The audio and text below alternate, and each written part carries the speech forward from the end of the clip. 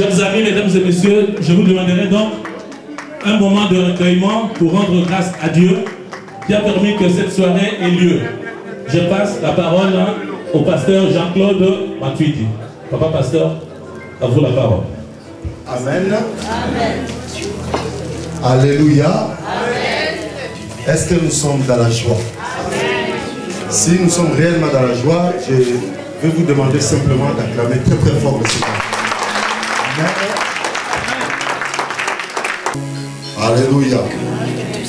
Comme vous le savez, l'événement nous parle de l'anniversaire de notre sœur Annie, la joie. Et puis se lève 10 ans d'union. Avant que nous puissions prier et exhorter un peu, je voulais quand même un peu témoigner de ce couple. Amen. Amen. Je l'ai connu il y a très longtemps, avant même qu'ils soient unis. Et je vois encore la sœur Annie avec sa jupe noire qui faisait le protocole et sa chemise bleue. Alléluia. Et aujourd'hui, elle est une femme et une maman. C'est vraiment une grande joie. Il n'y a que Dieu qui peut le faire. Amen. Et aussi le frère Ricky, quand je le voyais sortir de Nanterre, venir. Alléluia. Et chacun a son parcours. Et Dieu a fait en sorte qu'ils soient unis aujourd'hui. Et si Dieu a permis aussi que je puisse prendre la parole, parce que je suis aussi l'un de ceux qui les a conduits dans ce chemin du mariage. Amen. Et je les ai beaucoup aidés dans les conseils afin qu'ils puissent se marier. Je me souviens encore, ils étaient en train de se cacher quand ils étaient encore fiancés. Ils ne voulaient pas que les gens sachent. Amen. Et moi, quand je les voyais, à chaque fois, je les poussais à ce qu'ils fassent sortir leur amour dans la présence de tout le monde. Et vraiment, jusqu'à ce que le mariage a été consommé et la famille était dans la joie. Et combien plus forte raison, la famille chrétienne. Amen. Est-ce qu'on peut encore acclamer le Seigneur?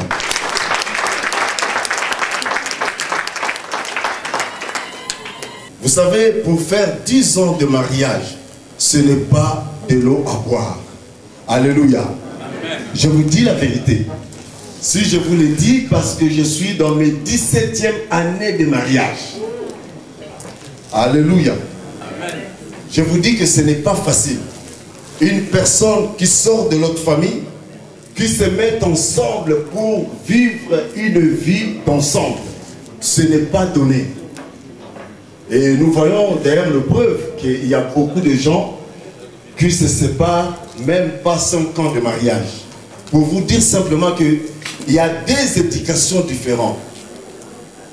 Alléluia. Amen. Alléluia. Amen. Mais si nous rentrons seulement dans la parole de Dieu, nous consultons ce que Dieu dit, que les deux deviendront une seule chair. Et je crois qu'en ce moment-là, nous pouvons au moins arriver plus loin. Je crois qu'ici, il y a des couples qui s'aiment bien. Alléluia. Amen. Et il y en a aussi des couples qui s'aiment, mais à moitié, et qui ont des réserves dans leur cœur.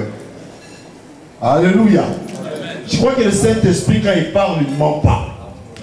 L'homme peut mentir, mais Dieu ne ment pas. Nous nous connaissions tels que nous sommes ici dans cette soirée. Il y a beaucoup de couples qui vivent dans le réserve.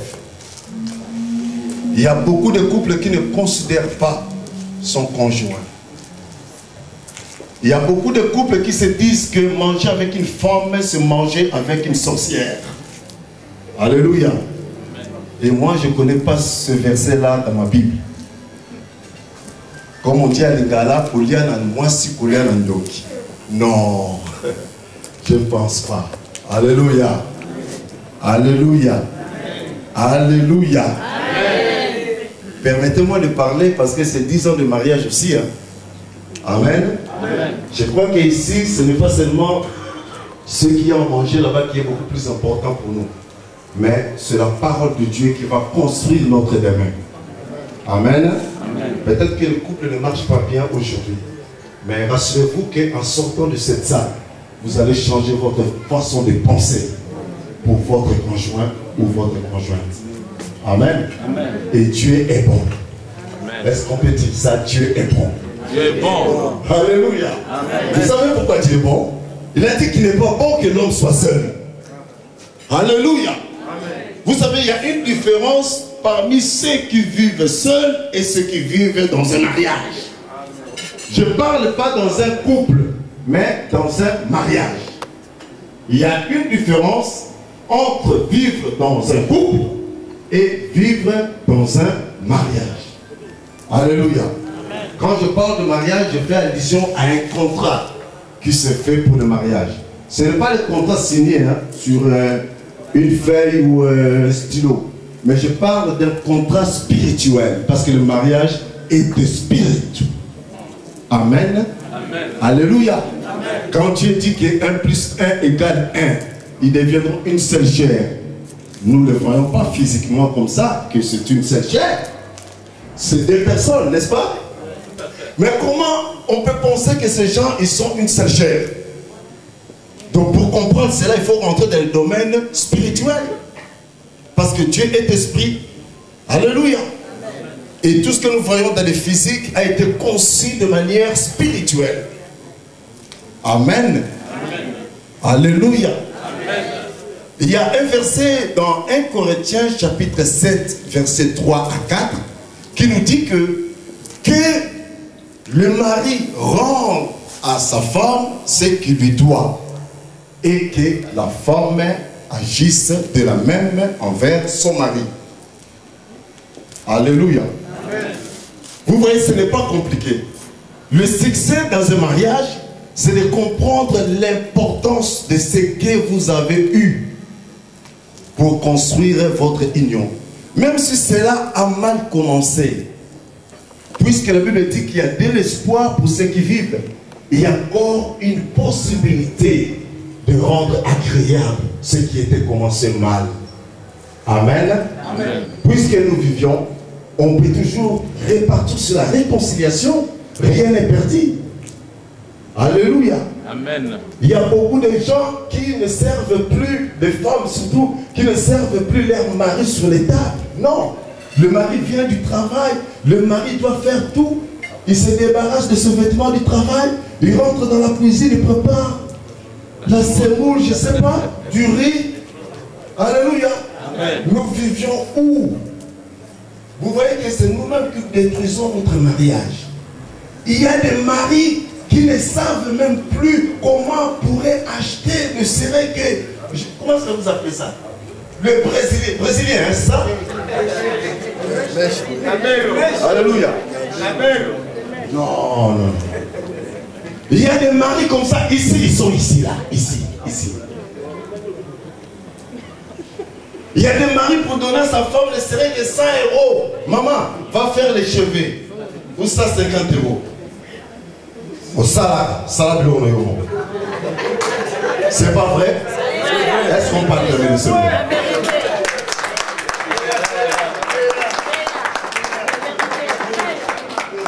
Même si la femme travaille, l'argent du mari, c'est autre chose. Alléluia. Même si la femme travaille, gagne beaucoup d'argent. Mon mari, et ça va nous mouiller dans l'eau. Alléluia. Alléluia. Même si le mari ne gagne pas beaucoup, même s'il est dans le RSA, alléluia, mais son petit 50 € là, quand il donne à sa femme, cela marque son point de l'autorité sur la femme. Amen. Alléluia. Amen. Il y a des femmes qui conduisent ici. Des fois, la femme, elle n'a pas du carburant dans sa voiture. Mais le mari, au lieu de donner même de l'argent à sa femme, de mettre du carburant. Somba carburant au Yomoko. Pourquoi? Parce que la femme travaille. Alléluia. Amen. Je vous dis que pour faire 10 ans d'union comme ça, comme eux, ce n'est pas de l'eau à boire. Si seulement nous nous aimons vraiment de tout notre cœur, si nous connaissons vraiment l'importance du mariage, moi je crois qu'on peut rendre les choses plus simples. On ne va pas chercher de complications. Il suffit seulement que le mari rende à sa femme ce qu'il lui doit, la Bible le dit. Et que la femme agisse de la même à son mari. Il faut qu'il y ait cet équilibre-là. Vous savez, il y a beaucoup de gens qui pensent des fois que mener une vie de célibat ou mener une vie de concubinage comme ça, sans avoir un contrat quelconque, avec la femme, il croit qu'il vit au mieux. Non. La vraie vie, je vous le dis et je vous la répète, se trouve dans le mariage. Alléluia. La vraie vie se trouve dans le mariage. C'est-à-dire que quand une personne se marie, c'est une personne qui devient un responsable. Et c'est une personne qui commence à avoir de la considération. Voilà pourquoi nous sommes ici, nous vivons dans un pays que nous connaissons comment les choses se passent au niveau administratif.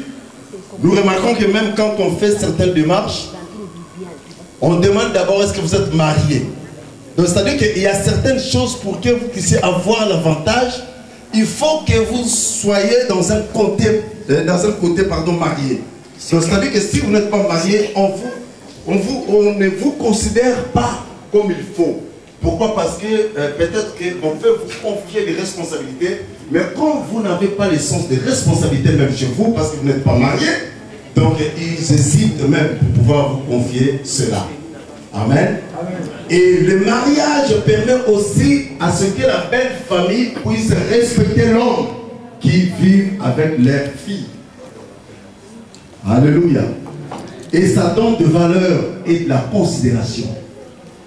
Et quand je vois cette occasion qui fait que nous puissions être là, et je bénis encore Dieu pour le frère Ricky, après 10 ans, je ne pouvais imaginer que le frère Ricky pouvait faire en sorte que sa femme soit aussi joyeuse ce soir. Alléluia. Amen. Il n'y a que Dieu, parce que dans tout le couple, il y a toujours le haut et le bas. Celui qui vous dira que dans un couple, il n'y a que des roses, il vous ment. Je suis un homme de Dieu, je vous l'ai dit. Il vous ment. Alléluia. Amen. Un couple qu'on peut dire que c'est un couple là qui vit vraiment dans les roses, c'est un couple qui vit au ciel. Mais heureusement qu'il n'y a pas de couple au ciel. Amen. Amen. Sur la terre, il y aura toujours des problèmes. Alléluia. Mais il y a une façon de gérer les problèmes. À la maison, il y aura toujours des problèmes. Mais il y a une façon de la gérer. Alléluia. Un deuxième verset avant qu'on termine. Ephésiens chapitre 5, versets 28 à 29. La Bible nous dit que celui qui aime sa femme s'aime lui-même. Car personne n'a haï sa propre chair, mais il la nourrit et il la prend soin. Amen. Amen. Alléluia. Quand nous le voyons là, et vraiment je suis rassuré que le frère Ricky aime sa femme. Alléluia. Alléluia. Comme tout le couple, il peut toujours avoir des malentendus, il peut toujours avoir des accrochages, il peut avoir des problèmes. Mais ce qui est beaucoup plus important, c'est que le couple ne se casse pas. Alléluia. Alléluia. Amen. Je vous dis la vérité. Parce qu'un couple fait la joie de Dieu. Alléluia. Amen. Parce que c'est Dieu qui a institué le mariage. Amen. Ce n'est pas les hommes. Mais les hommes, ils ont leur façon de changer le mariage. Vous le remarquez d'ailleurs. Vous voyez en cet instant, maintenant on commence à autoriser ce que Dieu n'a pas fait. Les hommes se marient entre eux, les femmes entre eux. Une abomination. Donc ce n'est pas Dieu qui a fait ça. Dieu a fait quelque chose qui a un sens. Mais le diable est venu pour changer cela. Amen. Amen. Et voilà pourquoi la Bible dit que celui qui aime sa femme s'aime lui-même. Comme je vois le frère Ricky aujourd'hui, il aime vraiment sa femme. Je crois que tu aimes bien ton propre corps. Amen. Amen. Alléluia. Celui qui aime sa femme s'aime lui-même, parce que personne n'a haï sa propre chair, mais il la nourrit et il la prend soin. Est-ce qu'il y a vraiment des papas ici? Alléluia. Est-ce que nous qui sommes papas, est-ce que nous aimons notre corps? Alléluia. Oui. Je crois que nous aimons notre corps. Amen.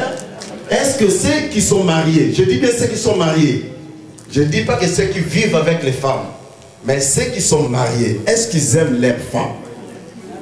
Amen. Alléluia. Alléluia. Est-ce qu'il y a des mariés ou pas? Il y a des gens qui sont mariés ici ou pas? Si vous avez des alliances, on va vous marier. Hein? Non, il faut passer d'abord par la dot. Alléluia. Amen. Amen. Il faut d'abord honorer la famille. C'est important. C'est important, il faut d'abord honorer la famille. Parce que la femme n'est pas sortie dans un arbre, mais elle est sortie dans une famille. Amen. Est-ce qu'il y a des hommes mariés ici? Répondez. Oui. S'il vous plaît. Est-ce qu'il y a des hommes mariés ici? Est-ce qu'on peut montrer nos doigts?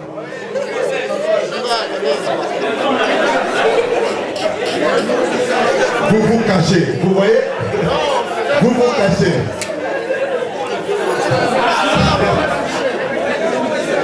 Que Dieu vous bénisse. Alléluia. Alléluia. Vous voyez qu'il y a du boulot à faire. Hein? Il y a beaucoup de travail à faire. On vit avec une femme, mais on ne connaît même pas l'importance de la femme. La femme a une très grande importance dans la vie d'un homme. Alléluia. La femme doit trouver sa place dans un couple, dans un mariage. Il faut que la femme soit dans la joie quand elle vit dans son couple. Alléluia. Et combien plus forte raison dans son mariage. Et l'homme aussi doit trouver ce bonheur que la Bible le promet. Alléluia. Dans Proverbe 18, verset 22. Celui qui trouve une femme, trouve le bonheur.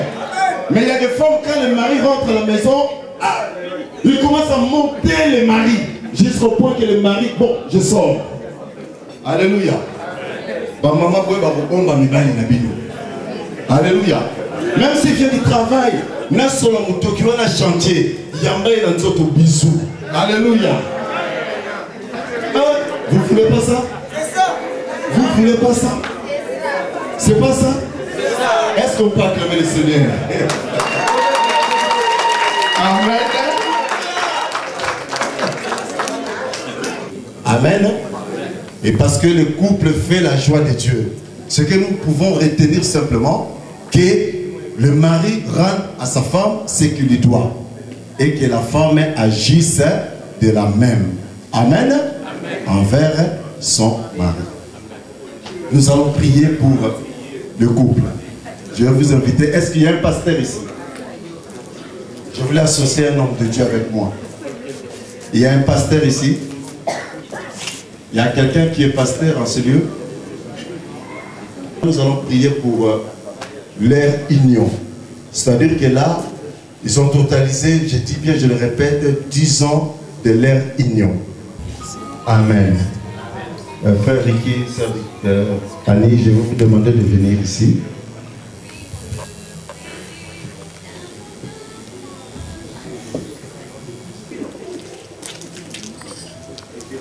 Père éternel, Dieu tout-puissant, Seigneur, ce soir, je te confie encore tes enfants, Ricky et Annie Lajoie. Oui, Seigneur, il y a 10 ans de cela, au Père, qu'ils se sont réunis dans ta présence, ô Dieu. Et tu es témoin de leur union. Je prie, Seigneur, que ta grâce soit dans ce couple. Parce qu'ils ont reconnu ta bonté, ta grâce dans leur vie. Je détruis, Seigneur, tous les autels qui étaient dressés et par le sang de Jésus-Christ de Nazareth.